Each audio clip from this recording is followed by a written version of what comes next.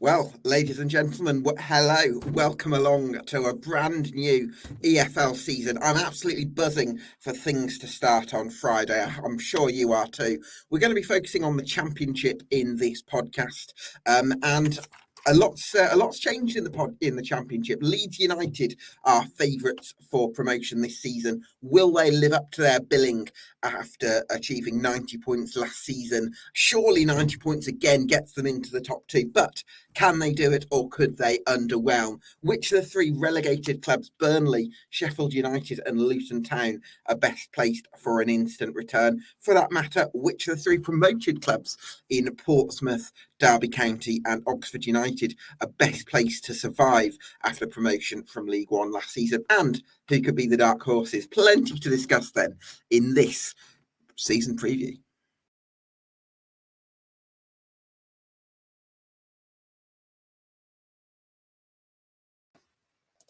Yes, welcome along to this Championship season preview. Hope you've had a great summer as well as we return to another season of EFL action. And now is a great time, by the way, to get yourself subscribed to EFL Debate on YouTube and on Spotify. And for now, I'm delighted to be joined by my co-host, Oli Mann from the Sheffield United Way. Oli, thanks so much for joining us again for a brand new season. Really excited for it. Are you getting the buzz now? Oh, completely. Yeah, I'm sat here waiting, listening. I'm like, yeah, happy new season day, Gab. I think you've got to be excited, obviously, whenever the new season's coming around. It's just a fantastic time to be a football fan. We've had enough of a break that the teams who were rubbish last season, your fans have had time to forget how rubbish you were and think, oh, maybe we'll be good this time. For those who were good last season, they've got over any disappointment they had and they're thinking, yeah, we're going to be good again. So, yeah, it's just the perfect time for excitement, I think. So, yeah. Oh, I'm like a kid at Christmas. Absolutely, yeah, best time of the year. So I wanted to talk to you about, I guess, that some of the predictions that we've made. Most people who have followed me on Twitter will know my 1 to 24 from my season preview on Bet Victor. But this is what Oli reckons. Leeds and Burnley as his top two. But I wanted to, we're going to challenge each other on our predictions, Oli. And I wanted to ask you about why you've got West Brom in 9th after reaching the playoffs last season. They're under new ownership as well, so there's some positivity there. They've got arguably the best manager in the league in Carlos Corberán. Why 9th for West Bromwich Albion for you?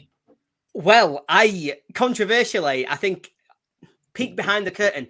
We obviously looked to do our 1 to 24s and we did them maybe a week ago, a little bit longer, where we'd locked ourselves in. We'd done all our analysis over the summer. But actually, I think if you were asking me today, I might even have West Brom lower down the league than they currently are. I think Corberán is, without question, the best manager in the league. But he's the only reason, he's the only positivity I've got about West Brom as we come into this new season. I've seen the business that started happening in recent days. They've lost Yokuşlu, they've lost Thomas Asante, they've lost Connor Townsend. And that's really started to just get some alarm bells going at the back of my mind. I'm not sure how much of this is down to FFP and finance reasons. There were some suggestions from Sky Sports that this is all to do with FFP and that they're under some kind of transfer plan. But I know the club have denied that. But it just all seems to be just generating a little bit of concern for me. They've got a really positive off-field future, but while they undo the issues of the past, while they undo all of the problems that have come out of their previous ownership, I think this season is going to be a real struggle. I think I heard Corberán say that he thinks it's going to be his hardest season as a manager with his biggest challenge. Now, as a man who's obviously had Huddersfield and other clubs, that's a really big statement. I think the other one why I'd have them lower than last year, obviously Mikey Johnston, who was so good for them last season, has not returned in terms of his loan. So that's a big loss for them on their creativity. So gaps in the squad, a little bit of question mark about how they're going to be able to recruit to fill them.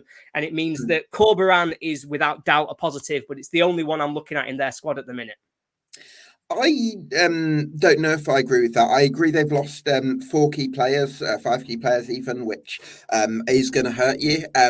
But they have signed Hegem at the back, who's a versatile defender, and Diakite in midfield, who comes with some decent reviews from across Europe. And I also think, I look at Carlos Corberán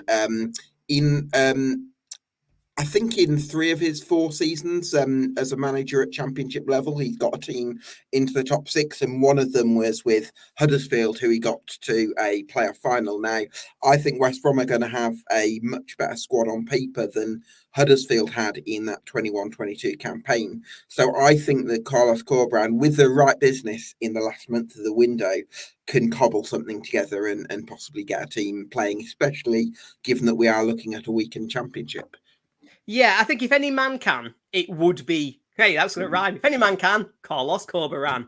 I wasn't even going for it, Like but I am that. delighted. I am delighted. Yeah, If any improv. West Ham fans are watching, you can use that. That's all yours. Yeah, so I think he definitely would be the man who could take him forward. We've seen that he can elevate squads that aren't at the level, but I actually think you're right. I think the elite teams in this division, there are very few. I think I've got 2, maybe 3 teams who I put in a bracket of their own at the top. I've then got a big list of teams that I think could be in the sort of playoffs. They could be a little bit lower down. West Brom are one of those teams. And with the squad, with the business, there are other clubs that I'm looking at and thinking they are much more prepared coming into this season. There are teams like Coventry, like Middlesbrough, who've got so much more consistency. They've not got that sort of off-field question mark going on around them. And that's why I think that West Brom are the team that's going to drop. Do you know what? When you say that, I'm actually wondering if I regret not having Coventry in the top 6 ahead of West Brom. Because Coventry are building. Do you know what I think about Coventry? They're starting to build a team that they're not reliant on like these star individuals like they were a couple of seasons ago with Victor Gyökeres and Gus Hamer. I think I don't think they have the same level of. I don't think their best players are as good as they were 2 seasons ago, but I think as a group, they're actually a lot stronger. And I think that makes a big difference to the diversity of the threat that they can pose. So, yeah, I'm quite excited about Coventry. Yeah, I am. I think Coventry. And for the first time, I can't remember the last time I thought this going into a season. I don't think they're going to have any crazy things happen off the field, which mean that they start the season effectively 3 months behind everybody else. I think they might actually be able to start on day one, and that'll make such a difference to their prospects. I think they've got some fantastic players. They're not the same standout superstars that they had in Gyökeres and Harmer, but they've still got Sheff, who is probably one of the best midfielders in the division. I really like their attackers. I really like Haji Wright. I know he's frustrating. I know he's one of them players that half the time you just want to sit there and scream into your hands because you think, what has he done? But he's a goal scorer, and he's one of them players who you've got to have if you're really going to try and push up the league because he's got moments of brilliance. I like the recruitment. I think Redone is a really good addition to sort of fill that space that they've lost with Callum O'Hare. But I also think he'll be potentially more consistently available. I don't think he's going to be as good as him. I don't think he's got the same ceiling, but I think his floor is that he'll be available. He'll be ready to play. And he'll really be able to have an impact for Coventry. I love Mark Robbins. I just think he's, again, we talked about Corberán, but for the job that he's done at Coventry, I don't think anybody would have done a better job with their current club than he has, because it's just outstanding where he's led them from. So yeah, actual consistency and actual moments of clarity for Coventry sets them up for a really good season. I like them a lot. Anything you'd like to challenge me on? You know the question, Gav. Everybody watching. There's nobody who's read your 1-24s on Bet Victor. There's nobody who's been on Twitter or who's watching this today who doesn't have one very clear, glaring question. What do you see in Sunderland, Gav? Sure. I was expecting this question. I think I can see why it seems like a bit of a left field shout, and I can understand why cynics might say it was a bit of a clickbait pick. It's what I genuinely think, and let me give you the reasons for that. First of all, I see about 7 players in this Sunderland squad who, with the right guidance, can be among the best players in the league. So I'm looking at Anthony Patterson, can be one of the best goalkeepers in the Championship. I think Trey Hume at right back can be one of the best. I think Dan Ballard at centre half, I'm a massive fan of. Likewise, Dan Neil and Joe Bellingham in midfield. And I think Patrick Roberts and Jack Clark were two of the best wingers in the Championship in 22-23, and Jack Clark carried that on into last season. I think Roberts can recapture that form as well. So for me, that's 7 positions that I'm super bullish about, bearing in mind that it is a weakened league as well. But also another factor I'd like to raise, which is Sunderland have been so uncompromisingly youth driven in their recruitment policy, and that's unquestionably hindered them back in the previous held them back even in the previous 2 seasons, because they didn't really have that balance between youth and experience. But now they do have a bit of experience, because as well as having Luke O'Nien, who's an absolute mentality monster, they've also got Alan Brown, who's signed in midfield to bring a bit of grit. And the other thing I would say is that actually a lot of these young players now have a bit of experience. They have had that exposure. Dan Neil has been a regular in this team. Dan Ballard has had 61 games for Sunderland. Anthony Patson has had 111 games. So actually, out of this 27-man squad, only 3 of them are actually teenagers now. So you've got players who have got this incredible potential, which I think is off the scale, that now is coming towards those peak years. So I think if they can find the right goal scorer, and they're after a lad called Alexandre Mendy from Caen, who was playing, who was top scorer in Ligue 2 last season. He looks like a really agile finisher who I think would make a massive difference. I think it's not going to take much for a kind of domino effect. And I think if Reggie Labrie can be a steady hand, I just think organically all these players are at a stage of their career where they're just going to shoot up in their development, and it could be a perfect storm. So that's my case for Sunderland winning the league. Yeah, to be fair to you make a pretty good case. Found myself sat here going, yeah, you're right. He is a good goal. Yeah, he is a good centre. Yeah, he is really good, actually. I think for me, there is a question mark, and it is around that. So you mentioned it at the end there about Labrie being a steady hand.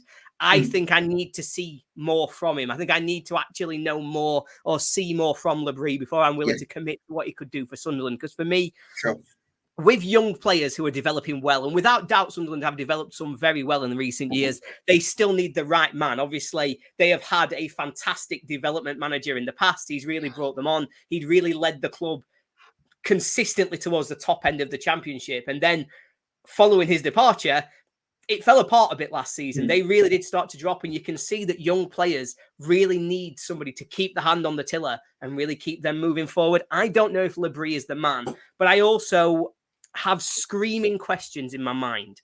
That is, if he is the man, and if he's going to be the man who should have done this, why did it take so long for him to come in? They took so long through this management search that it's just, that's for me a screaming red flag at Sunderland. Because I think you're right. I think they've got a really exciting squad. I think with the right manager, I wouldn't go as heavy as you, but I think they would very comfortably be a playoff team with the right manager.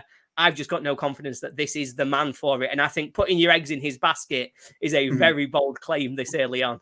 I totally get where you're coming from. For me, I don't feel I'm so much putting my eggs in. I am to some extent, of course, because you need it to be the right manager. But it's more the squad that's the real attraction for me. That I just think the potential there is off the scale. And even people like Chris Rigg, who got into the team at 15, he played first team football. Featured at 15. He's been after all these European giants, and he's rejected them to sign a 3-year contract. So there's a chance that he flourishes well ahead of schedule as well. So he's one that I'm super excited about. And while they did finish 16th last season, that was in a really unstable situation where Michael Beale came in and possibly wasn't the right person for the club, and that sort of unsettled things a little bit. Actually, their performance data was a lot better than their league position suggested, and much of this squad got to the playoffs with an injury crisis in 22-23, and that was when they were 2 years further back on their development. So I don't think it's crazy to think that with the right manager, this squad's capable of shooting upwards. So that's my stance on it. Well, if nothing else, you've sold it brilliantly, Gab. Thank you. I'll take that. Take it and run. I'll take it and run. I think that shout about the squad's really interesting, because I do think there are 2 squads in this division which stand out to me. There's Leeds and Burnley, who are without a question the best 2 squads in this division. And so that was going to be one of my questions to you. Sure. Where I think we're going to debate and find out a little bit about each other in terms of where we're at for the season, because obviously we're quite different on Burnley. I think Burnley, in terms of looking at their squad, I'm looking at them and I'm saying that's ridiculous for this level. Don't get me wrong. There's red flags. They've got way too many players. I think they've still got 37 senior players. Yeah. I think maybe they've got, I think it's 6 of them are under 21, so wouldn't worry about the registrations. But that's still, you're talking 8, 9, 10 players they've got to get off the books just to hit the 25-man squad quota. So there's obviously problems there. And if your manager gets that wrong, if players who aren't in the team, if players aren't happy, they're not content, they're not willing to be bit part players, then I can see how that spirals and creates a real problem. But their squad is mad. Like, they've got 7 centre-halves who I think I would kill to have come and play for United, and we got relegated with them. Like, it's just a squad that is stacked from front to back. You know, they brought in Hladky from Ipswich, who I think is a fantastic goalkeeper. I think he actually does address some of the issues they've had last season. We saw what he could add to the Ipswich squad. He suits their style. I think in Scott Parker, they've not got the innovative manager that they had before in the company. He's not somebody who's going to come in and have them playing really exciting football, who's going to make a team better than the sum of their parts. But what he is going to do is be steady. I think we've seen from Scott Parker at Bournemouth, at Fulham, he will deliver par. He will knock the ball around. He'll chip it safe onto the fair. He'll chip it up onto the green, and he'll knock it in from a sort of comfortable putt, and he'll get his par every single time. And par for this Burnley squad is just, without doubt, automatic promotion. And I'm really interested in what you think are their big glaring gaps that have got you having them down in 9th, because I can't see anything beyond promotion for them. I agree. It's a good squad. I agree that it's a easily a top 6 squad on paper. I've got reservations about Scott Parker, because I think his conservatism is going to hold them back, and there's been a little bit of a question mark, I think, about his time at Fulham from a sort of a man management point of view that I would maybe question. And I think when he was at Fulham, he had the serial goal scorer in Alexander Mitrovic, who, and I think the individual quality of him makes a massive difference to what you're able to achieve. And so I do kind of question whether without that sort of proven source of 30 goals a season at the championship level, that he's going to do quite as well. And I also feel like he's going to play with handbrake on a bit more, and I think that's going to possibly hold back the squad from being able to do what it did under Vincent Kompany at this level. And I think they might underachieve a little bit. Yeah, and I think as well, obviously, because I'm thinking about this a lot with my United hat on, because there is something about the overhang from the Premier League. And you think about that kind of constant feeling of we've been battered every week for a year. And so getting over that is so important. And so if there are question marks about his man management, about how he's going to drag the players through those difficult moments, then I can certainly see why there'd be a concern there. But yeah, I have to admit, I cannot look past Burnley for top 2 and a very comfortable top 2 with Leeds, because I think they're the 2 standout teams in the division. Yeah, I get that. I also feel like there's a lot of players in that Burnley squad who could do really well if you developed them as giving them a clear run of regular games. But I think there's so many players to manage. I think it's going to be difficult to find that same sort of synergy. And I do wonder if, from a balance point of view and from a cohesion point of view, it's going to bring its own challenges having that many players to manage. So that's my sort of reservation about Burnley, but we'll see whether that comes to fruition. Sheffield United, Ollie, talk to me about Sheffield United.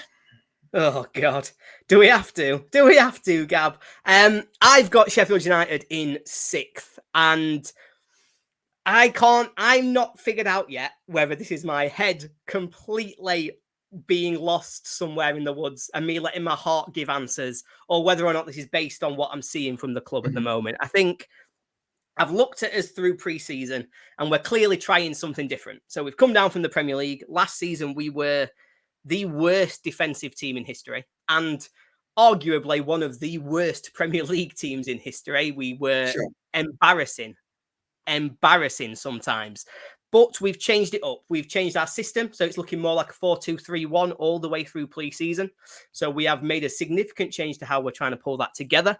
I think the players that we've signed, we've done some really good recruitment. I think each individual player we've signed is very, very good for the level. I think I'm looking at Callum O'Hare coming in and he really excites me. I'm looking at Harrison Burrows after the season he had in League One last year. I'm just so excited to watch him kick on as he comes into the Championship. But the problem is that there's not enough of them. We've signed 5-6 players. We need to sign 15, 16. It's like 5 or 6 areas. 5 or 6 areas of the best 11, Ollie, look, absolute star quality. And then another 5 or 6 of the areas you're really worried about. And that's in terms of the best 11, let alone in terms of squad depth. So that's kind of my reservation with Sheffield United. No, and I completely understand it. We still don't have a goalkeeper. So far, our options are Ivo Grbic, who is dreadful, and Adam Davis, who last season was our 3rd choice. So obviously we've got a massive reservation there. All across the defence, I see problems. We've not got a recognised right back. Jamie Shackleton is currently the starter. He's injured, so it's going to be Femi Sirike on day one. Now, he's a wing-back specialist, Ollie. He's not even, he'd be one that you'd play. I mean, I do wonder if you're in danger of almost doing what you did under Jokanovic, which is going to a back 4, but then having had a whole recruitment policy for a long time, recruiting for specialist wing-back. So, Femi Sirike is a specialist wing-back. I think he's going to struggle as a right-back in a 4. Yeah, 100% he's going to struggle at a right-back in a 4. We've got to get another one in. It looks like it's going to be Alfie Gilchrist. There's lots of reports saying that he's signing with United imminently, and he will be obviously our starting right back for the majority of the season. I look at the centre halves, Jack Robinson and Anel. Now, I know Anel Ahmedodzic had a fantastic season in the Championship last time, but he's a specialist right centre back. He's not your natural standing up centre half. He's just not. It's never been his game. And Jack Robinson, I love him. He puts his heart on his sleeve. He works hard. He is committed. He is everything that you want in a defender when your team is rubbish. He's not what you want in your team when you're good. He's a specialist left centre-back, though. And then behind them, we've got Austin Trusty, who's also a specialist left centre-back. So there's definitely some flaws in the defence, and then there's some flaws up front. We've got as strong a midfield as anybody in the league. I will stand by that statement. I think our midfield is outstanding. But up front, we've got Kiefer Moore. We've got Kiefer Moore and nothing up front. In defence, I've just listed the only 3 centre-halves we've got. So, massive holes in the squad, but I think I've got confidence that we're going to fill them between now and the end of the window. And I think that given how good the players that we've brought in are individually, that gives us a pretty decent ceiling to try and aim for. We just need to fill the gaps we've got. So I've bet on A, I really want us to do well, and B, I have gone with trust that we will get this right between now and the end of the window. Because if I'm honest, if we end the window with the squad we've got now, bottom half, and you'll be right exactly about where we come, because it's looking more like this current squad is more like a relegation candidate than a promotion candidate. But we are going to recruit and we are going to get better. Yeah, I agree. You'll recruit it. So I guess my prediction, I couldn't have based my prediction just on Sheffield United not signing any more players, because that's just not realistic. You can't go to hope and faith the way that I can, Gab. I'm too emotionally invested. But I also feel like it's one thing for what. So this is the thing. Whenever I go to do my 1 to 24s, it's one thing if it's like there's 1 or 2 positions where you're like, no, they really need someone there, and it's like you can kind of write it off because you can anticipate that they'll bring someone in. But when it's 4 or 5 areas, 5 or 6 areas of the best 11 that you're kind of questioning, I think for me that's it's very difficult to go with that. I mean, I am conflicted because, like you say, Ollie, that midfield looks so appealing, doesn't it? Because Ollie Arblaster, I'm very happy to back him to continue his development after doing so well in the Premier League last year. And then you've got Hamer and O'Hare, who have got a bit of a bromance going. So, so between that 3, that's so dangerous, and I want to get behind that. But there's too many question marks for me. Yeah. 10 more players through the door, and then we might actually be able to talk about. I mean, seriously, how many players do you think you're going to need? Because you're not going to sign 10 more players, are you? we're not going to sign 10 more players. I think we will sign 6 more. 6 more, okay. 6 So is the you number think that I like think at we least will 3 of sign. them are going to be defenders, right? Yeah, we'll sign at least a right back, a centre back. We'll sign 2 wingers, a striker, and then another centre back, I think. So yeah, that's the 6. Interesting. And a keeper. So 7, I suppose, if you include a keeper. Okay. So you're playing one up top, do you think? Yeah, I think it'll be 4-2-3-1, and I think it'll be keeper more for the majority of the season, unless whoever else we sign is a world beater. Yeah. Well, there we go. There we go. So then, in terms of anything else you'd like to pick out there, Ollie? I think our bottom half is so similar, and I think I really want to say this. I thought, have you been looking at my notes to for inspiration? I know it's bizarre. I'm looking at them and I'm thinking, I want to challenge you, but we agree on so many. But let's talk about why we agree. So I think it's really important we do look at some of those relegation candidates as well to see where we're landing down there. So since you've got them rock bottom and I've got them slightly knock rock bottom, let's talk about Blackburn and why we think they're going to be such an issue. Because I think both of us had them towards the playoffs last season when we were talking through this. Yeah. Isn't that interesting? I think for me, the big concern over Blackburn Rovers is the Venky's court case is on the 20th of August. And I actually think that could still dictate a lot in terms of the remainder of the window, although they have brought in a few forwards in the last week or so. But and I'd expect Sammy Smodics to go in the coming days. I think Blackburn have got a really good core of 7 players in their best 11 that I think can be sort of relied on. But I think they're going to have quite an ageing defence, especially in terms of that centre-back position where you've got Carl McFadzean and Danny Bart. I hope they're not going to play too high a line with those at the back. I like Tronstad in midfield. Again, I think they've got 7-8 players who are, make towards a decent best 11. So they're not too far off in terms of the best 11. But I think in terms of depth, it's an absolute massive drop-off. And I think there'll come a point where they end up having to rely on their academy almost, especially if injuries happen. And as much as I think they've got a good academy, I think they've got a lot of players who probably aren't going to be ready for Championship football. So Blackburn Rovers, for me, are a bit of a worry based on the ownership concerns, the structural question marks surrounding the football club, and also the lack of depth.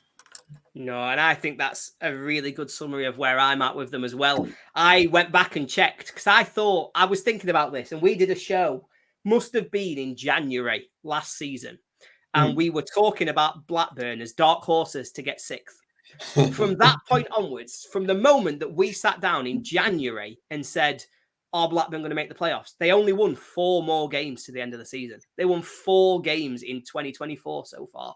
Like, that's an atrocious record. They were very lucky not to get relegated last season. They sort of relied on a strong first half of the season, which was the only thing that kept them up.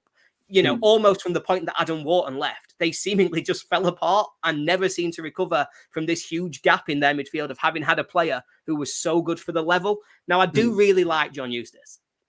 I do. I think he's a very good man, and I think he's a very good manager, but you can't ask people to perform miracles with squads and with players that just aren't quite there. We've seen some of their players leave. Gallagher's gone. I agree with you. I think Smodics will leave fairly soon. We know based on previous interaction, the Venkis do not put that money back in the club. I don't know if it's because of a legal reason they can't put it into the club. I know there's been some suggestion of that, but if they sell Smodics, regardless of the fee, that money isn't going to be reinvested in Blackburn Rovers' football team. And therefore, I just don't see how anyone could come in and keep him up. As much as I like John Eustace, he's a value added, but his value added is 24th to 23rd rather than 24th to 18th.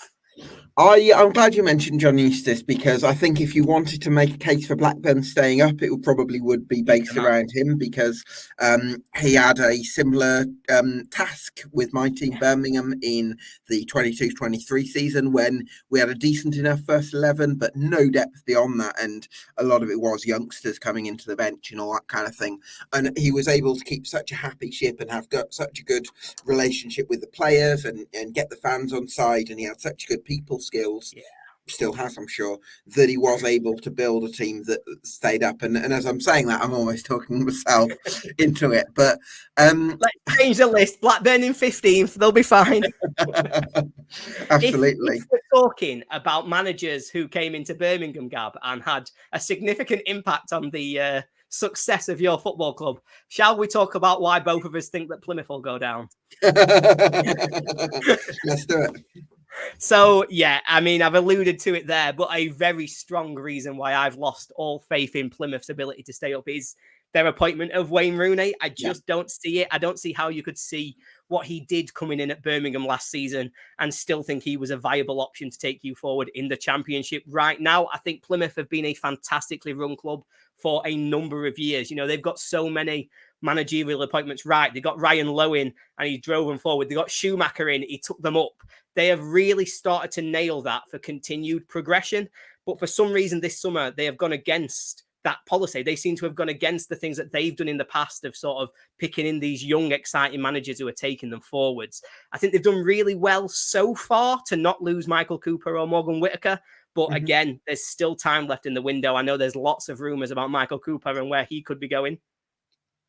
But wherever he ends up, I think it'll be really interesting to see, obviously, what that means for Plymouth, whether or not, I know that they've had the backup in for the last couple of seasons when he's been injured and he's done a good job, but it's still a big drop off from Cooper and where they are. And if they lost Whittaker, I just don't know how you would replace a player of that impact. So I think the squad has overperformed because they've had managers driving them forward. They've had managers pulling them up. I think they've got a manager now who might be more like a weight around the neck. And with a squad that I don't think is quite good enough for the level, a manager I don't think is good enough for the level, I can only see one direction for them. And I hope I'm wrong. I actually really like Plymouth. I think they're a nice club. I'd love to see them do well. I thought last season they were one of the most exciting teams to watch, but they just seem like they've got it all wrong this summer. And is that kind of where you're at, Gab? Yeah, I feel like it wouldn't be a Championship podcast on AFL Debate without Oli sort of having his eye on a goalkeeper. Well, do you know what I mean? Victor's gone somewhere else, so I've got to keep my eyes on goalkeepers. I want to come to Brom Lane. We need one, and there are rumours spiralling. Absolutely. I mean, I think with Plymouth Argyle, I'm not sure whether they would cash in on Michael Cooper unless the fee made it worth their while, basically. And I'm also kind of curious to hear from you, Oli. What do you think it would take? What do you think Sheffield United would be able to afford in order to prize him away from Home Park? I think that for £3 million, Michael Cooper would be available. Would be my guess. And I think that if rumours are to be believed about United potentially making a big sale, then potentially we would have the funds available to do that. I think we have to sell before we'd be buying, but I'm sure there'd be other clubs looking at that and looking at some of those moves. I think Palace have been rumoured. He's out of contract in 2025, Oli. Yeah, so this is his last season. Interesting. So a bit like Victor Johansson, you can kind of get your... You can see where deals maybe get made. Yeah, I mean, £3 million. I think that's a realistic fee for Sheffield United. So, but we won't sort of advertise Michael Cooper. Who are we to speculate? Yeah, we can speculate. I agree with you because I think what Plymouth Argyle... So they've been on this incredible journey, right, with Ryan Lowe and then with Stephen Schumacher. And Schumacher left them in December with them sitting reasonably comfortable, but then they absolutely plummeted under Ian Foster, and they needed Neil Dewsnip and Kevin Nadscaville to sort of save the day with 3 wins in the last 6, right? But I think what they needed at that point was a safe pair of Championship hands. They needed a Paul Heckingbottom. They needed an Alex Neil, someone who could just help them stabilise in lower mid-table and just sort of begin to sort of get a grip hold on the Championship, right? And I think taking this massive gamble on Wayne Rooney, I don't think that was what they needed, and I don't really agree with Simon Hallett, much though he made a decent argument that this wasn't a PR-led appointment. So for me, I'm sceptical of the Rooney appointment. I think keeping hold of Cooper and Whittaker is crucial for them, but at the same time, I can understand why they'd feel like they might have to cash in on if the right fee is received. So yeah, I think it's a big dilemma. I think they've been quite quiet in the recruitment so far, although I do like the signing of Sissoko, who they've brought in. But yeah, I'm worried about Plymouth Argyle, and I think they could. This could be a really difficult season for them. Indeed. Mm. So where should we go next? I would like to discuss. Let's discuss Hull, Ollie, because I think a lot of interesting movement has come at Hull. Especially, I don't think we've met since the sacking of Liam Rosenior in May. What did you make of that?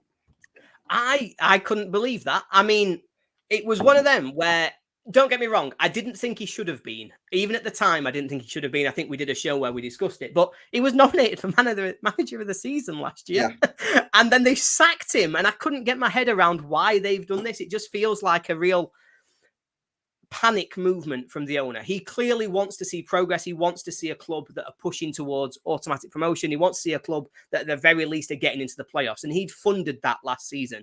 They went massive last January, bringing in some outstanding players like Fabio Carvalho, but they did it from a position of not particular strength. You know, they weren't recruiting to say, right, we're already in the playoffs, let's keep our spot. They were miles away and sort of chasing their way back in.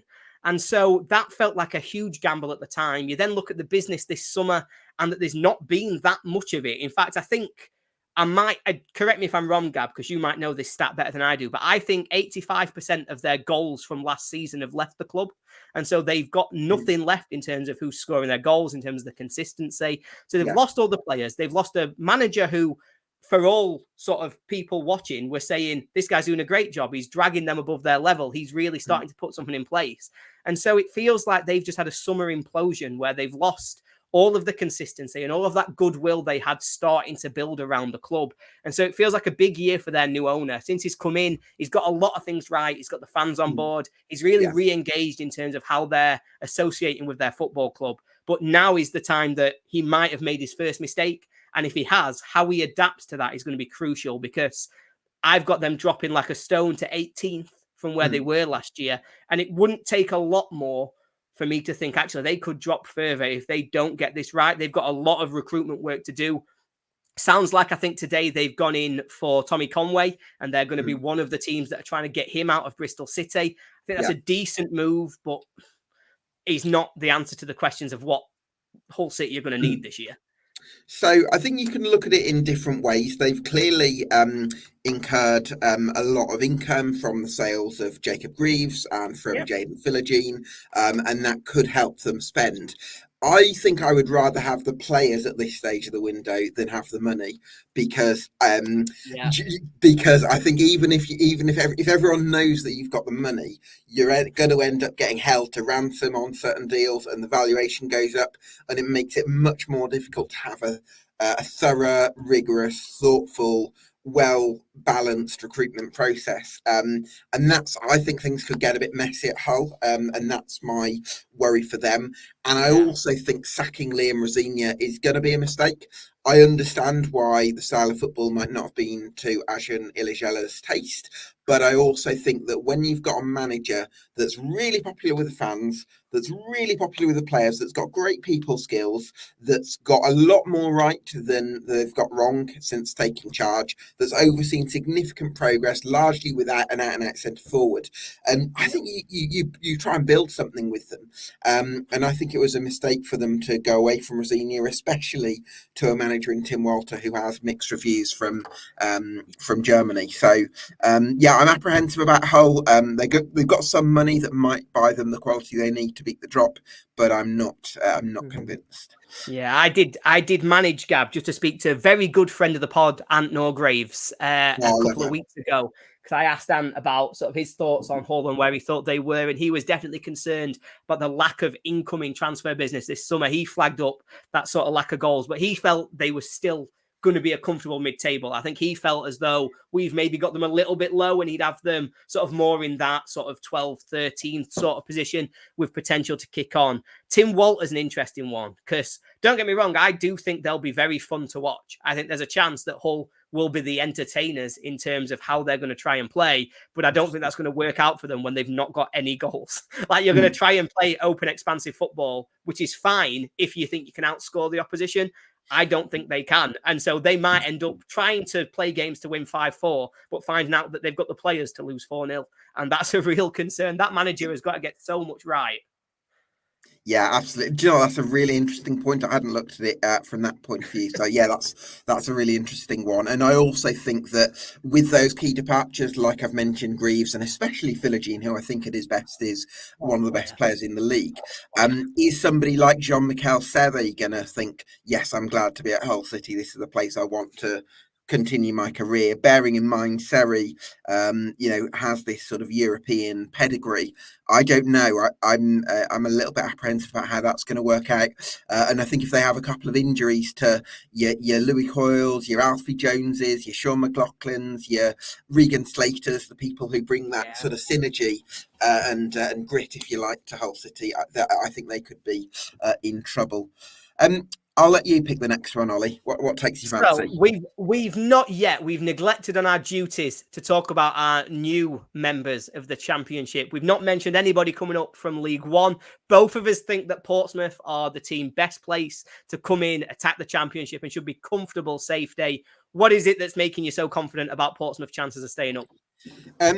Well, I have wobbled a little bit recently with the thoughts that the budget isn't what Portsmouth had been fans had been hoping for, and there's question marks as to whether it's going to be competitive enough. Yeah. That injury to Toby Bishop as well. The injury to Toby Bishop. They've signed Elias Sorensen, who's a replacement for Bishop, who scored goals in the Danish third tier. So we'll see whether that translates. But they have got Cassini Yengi, who can play up top in Bishop's place, who is a very quick, physical striker who did well in Bishop's absence at time in big games last season. So hopefully Yengi can step up. And I think, to be fair to Sorensen, I think he has got some good reviews from the experts that people with more knowledge on these kind of things than me. I think I think Portsmouth are going to have challenges this season, but I see a real bounce back ability and spirit in this Portsmouth camp that I think got them to the title, because when they had setbacks, Ollie, last season, both on the pitch and in terms of injuries, they always responded so well. So they had a couple of crushing home defeats to Blackpool in December and to Leyton Orient in January, but they responded to those with an ugly away win, and I think that shows a lot that they're able to nip those bad results in the bud, and I think that's going to be even more important in the Championship when they are going to have setbacks. And then in terms of injuries last season, they were players who were able to step up. Like I mentioned, when Bishop got injured, or when Regan Poole, who was their best centre-half, got injured, Connor Shaughnessy had an absolutely outstanding season when Poole became absent. So I think a lot of it stems from John Mousinho, because I look at his leadership style. He's very good at reframing challenges as opportunities, and I think he's a very charismatic modern leader. And I think that those qualities are going to carry Portsmouth through in those sort of moments of uncertainty. So that's why I'm happy to put my faith in Portsmouth, even if on paper you might question it a little bit. Yeah, I agree. I have been quite bullish on Portsmouth all the way through the summer. I've seen, obviously, a lot of confidence in Mousinho. It's his first job, but he just come out and smashed it last season with Portsmouth. Yeah. And I think you've got to really put a lot of stock in the fact that he really seems to have elevated them from the moment that he came through the door. They were a very good team in League One last season. And as we saw, teams that are very good in League One can then be very good in the Championship. I'm not saying that anybody is on the level of Ipswich, but you can see that actually, if you hit the ground running with momentum, you can quite comfortably be a Championship level team that's just playing in League One at sort of any given time. I think for me, the fact that they managed to steal Murphy from Oxford is big. I think that sends a message more than anything else. I'm not saying that he himself is an outstanding player, will be enough to keep him up, but it sends a message both to Oxford, but also to the rest of the teams that you're saying, actually, no, we recognise that we're a level above the teams that we're coming up with. We know our place, and we know that we can take the best that they've got to help us strengthen, to keep us going this season. And I know that sounds almost a bit ridiculous in terms of disrespecting Oxford, and I don't mean it in that way, but that is just the message that comes from the club. When you look at somebody who's just been a 2-goal hero in a playoff final, and you say, right, you're getting promoted, but you're coming with me, not them. And I think that kind of thing really shows a confidence that Portsmouth have got in themselves, and the players have got buying into what they're doing. And that, to me, really just re-emphasises why I think they're easily the strongest of the teams that are coming up. I agree. And that's part of why I have some reservations about Derby, although I have got them, as you can see, just staying up in 21st. But I think there's a challenge for Derby, Ollie, and I'd love to discuss it with you. I think they've got a lot of players in that squad who served a very real purpose in getting them up from League One within 2 seasons, but who might not necessarily serve the purpose in the next phase, if you like. And I think that transition could make this an awkward campaign for them. I agree. I think there are real sort of red flags and question marks around. I said red flag a lot. Sorry to everybody listening if you don't like the term red flag, because apparently it's the only thing I've got. I think Derby are a real concern, though. And to be honest, they're one where it was almost a flip of a coin between where I thought them and Oxford would sit. Because I look at Oxford's business and I look at the midfield that they've managed to pull together. And I think, actually, there's some real players, with Volks, with El Mazoune, with Louis Sibley even joining Oxford. You look at the recruitment they've done and you think, actually, they've started to build this mould of a team that's really ready to come into the Championship. They weren't at the level, but they brought in players trying to elevate themselves. Whereas I look at Derby and I just don't see that same kind of ambition in some of the moves they've done. I really like Jerry Yates. I think having a goal scorer will ultimately be the difference between them and Oxford. I think Jerry Yates will score enough goals that they keep themselves just above water. I also just want to shout out Paul Warne. The amount of times that he goes down to League One and just gets teams promoted, it is just a consistent, in League One, he gets you promoted. Now, up to now, he's always then failed at the next hurdle. They come back down. He's not able to really establish a team in the Championship, but there are always mitigating circumstances when you're managing Rotherham. And with no disrespect to Rotherham, it's always the budget. They've never had the budget to be properly competitive. He's gone up with a team of players and he's tried to get a squad that is League One level to be competitive, and they've never quite made that jump. I think there is a slightly better level at Derby. I think he's got some players there that are good enough to make the jump up. I think if they buy into his system and stick with him, then he will just about keep them above water. I think this really does change when 4 games into the season, they're booing him because they don't like the style of football and he's out on his ear. And I think that makes a real difference to Derby's chances of staying up. Yeah, I think Paul Warne's greatest strength and weakness is possibly his vulnerability, if you like, because I think he's very good at and what brought him so much success at Rotherham United was his ability to write down on the whiteboard who he's doing it for and then encourage the other players to write down who they're doing it for. And you built this incredible culture where people fought for one another like a family, and they would do things for one another that was completely, well beyond above and beyond sort of thing. And that was brilliant for culture. On the flip side of that, I sometimes feel like Paul Warne doesn't believe in himself as much as he should do. And I think that's very fair in terms of analysis of Paul Warne as a man, because I think he does have that doubt on himself where he's constantly trying. And he always talks about the emotional effect that it had on him at Rotherham when he had those doubts coming in. So you can certainly see how that could weigh on him.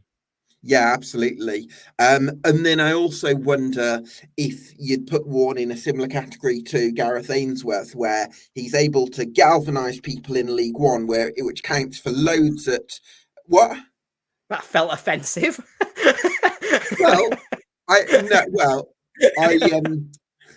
Let me just unpack this. I think he was able to galvanise people. I think galvanising people counts for loads in League One.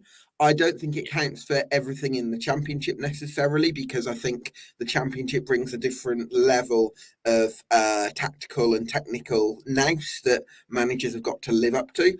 And I've seen Gareth Ainsworth build his success in League One based on culture and based on galvanising people, but not necessarily make that step up. And I do wonder if Warne's a manager who, you might put in a similar category. Yeah, I do understand the comparison, even if I take personal offence at the idea. But no, I can see it completely. And whether or not that is a limitation that's going to be placed upon this Derby squad is one that we definitely have to see, because it might be that he's just got a level as a manager. He's got a ceiling, and his ceiling is being very good in League One and not quite being able to make that jump. But I do have confidence in him. I think he always made Rotherham better than they were without him. And I think he does the same to Derby. And I think he'll make this squad that's borderline. I think he'll make them just good enough to stay in the league. If they want to kick on beyond that, then there might be a question about, a new man or a new voice. But for now, I think he's as good a chance as they've got of staying up. Right then, let me pick a section, if you like. Let's talk about Queen's Park Rangers and Sheffield Wednesday, because I think we are one mind, Gab, because they were the two names that were next on my list of let's talk about these two. Perfect. Because I think they're very easy to group, aren't they? Two sides that started appallingly last season and have grown under new managers in Marty Cifuentes at QPR and Danny Röhl at Sheffield Wednesday.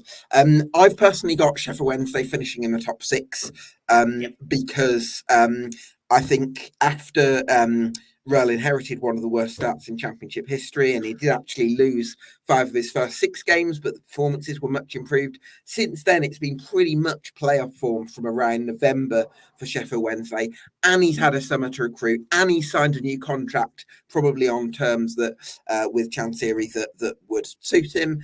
And he's also had a full pre-season to implement his ideas in a sort of longer form way. So for me, Sheffield Wednesday get top 6. Thoughts?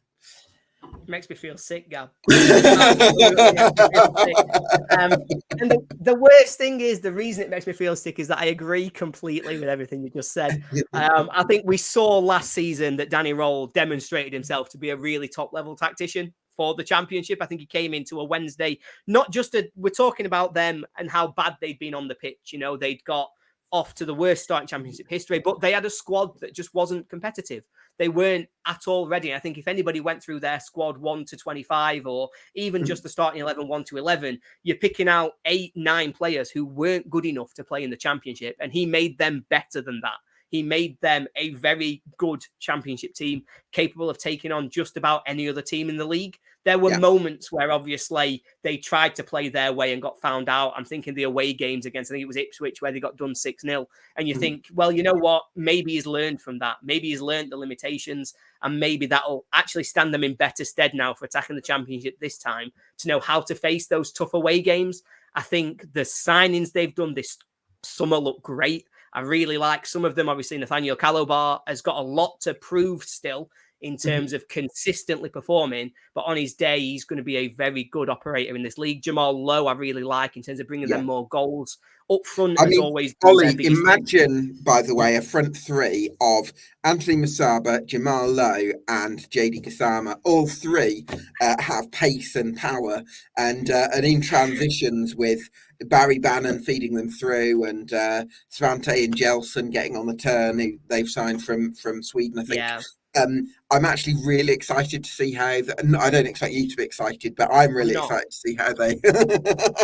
Yeah, you said it at the start. You started talking, and I went, "Oh, I like that. I don't like that at all."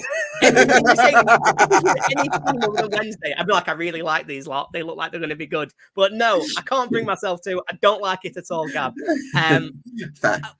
There is so I have been umming and ahhing on this all season, because I was very close to having Wednesday in my top 6 as well. In the end, I went for United. Yeah, I don't blame you. You can argue whether that's you get absolutely lynched by your fans if you put Wednesday in the top 6 and not United. Yeah, so I don't think I could have got away with that one. I wouldn't be welcome to walk around town. Exactly, yeah. The question mark for me is that there's 2 things coming out of this, because we've just spoken really positively about Wednesday's chances for this season. Yeah. Their fans are speaking really positively about their chances for this season, how they can attack the division, how for the first time in sort of almost 10 years, they really feel as though they've got a shot at this, that they could maybe reach for the playoffs.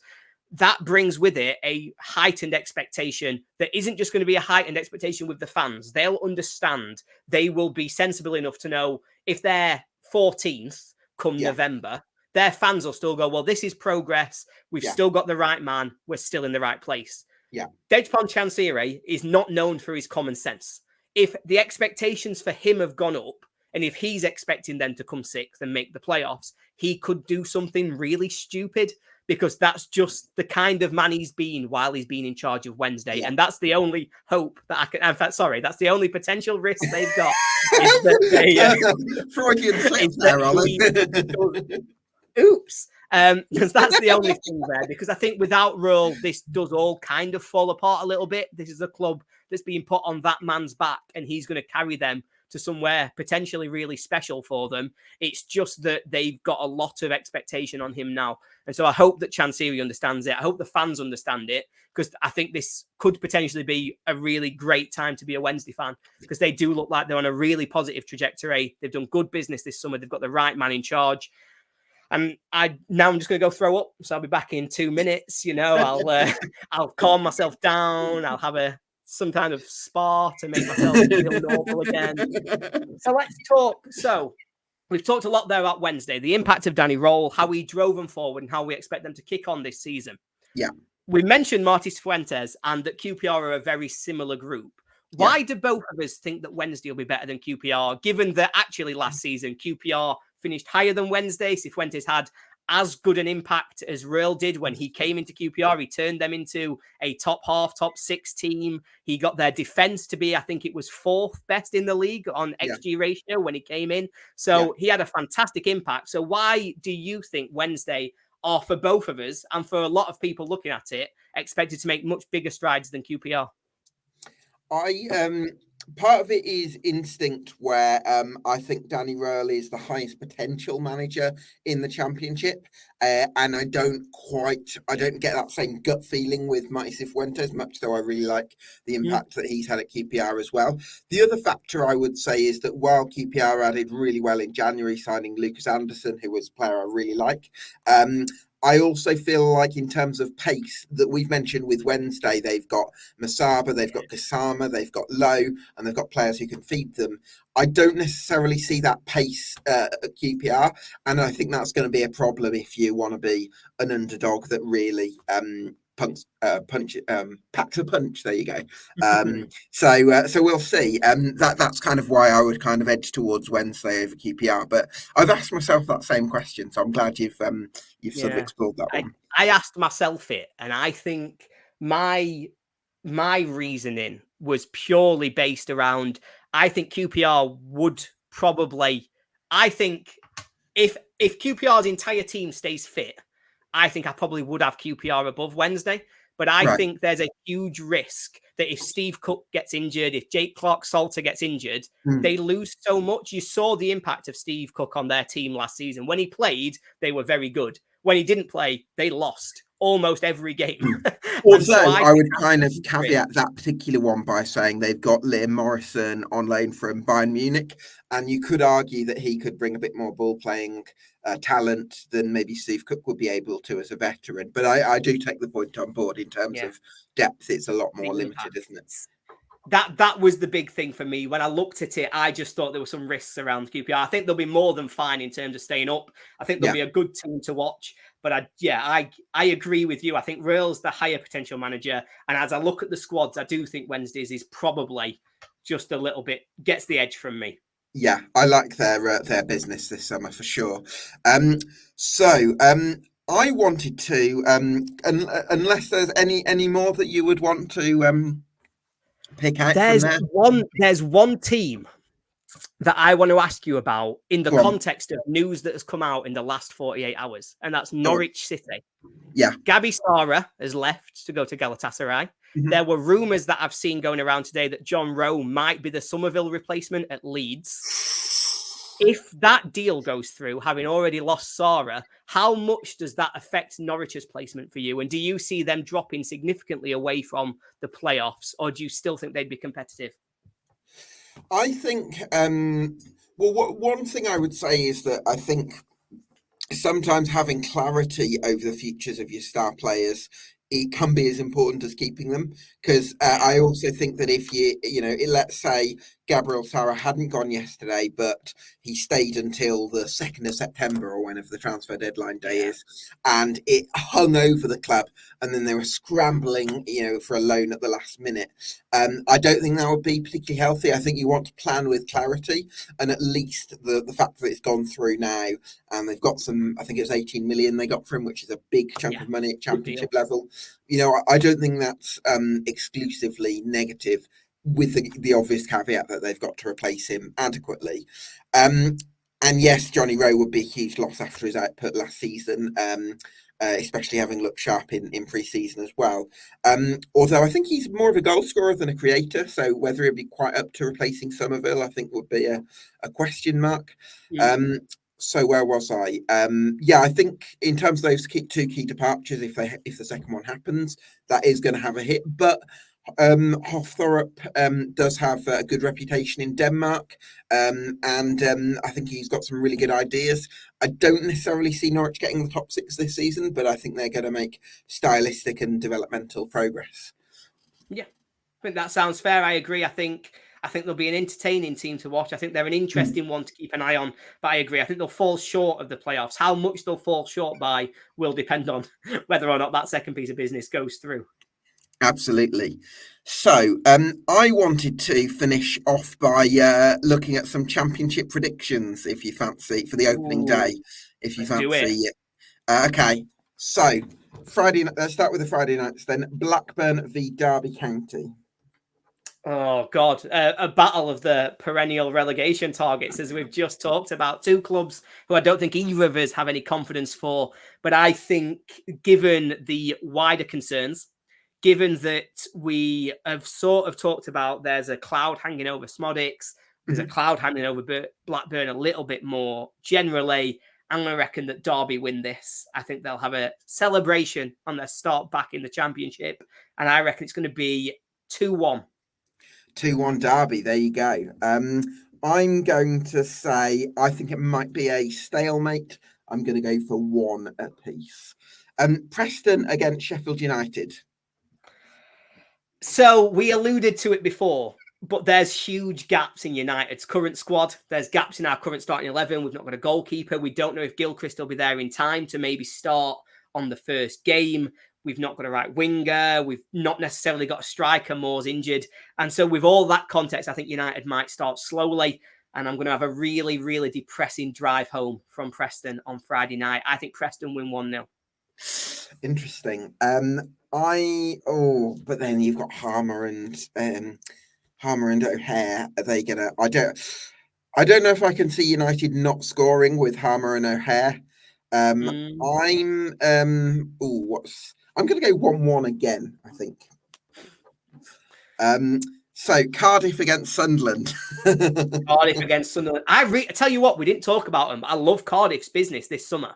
I know you can only play like one number 10 rather than 17, but I actually think they've brought in some fantastic players. And I actually think they're one of the teams to just keep an eye on as a dark horse of maybe getting into the playoffs. Because I do think that they've got a good manager, recruited well. There's a lot of potential there for them to get it right.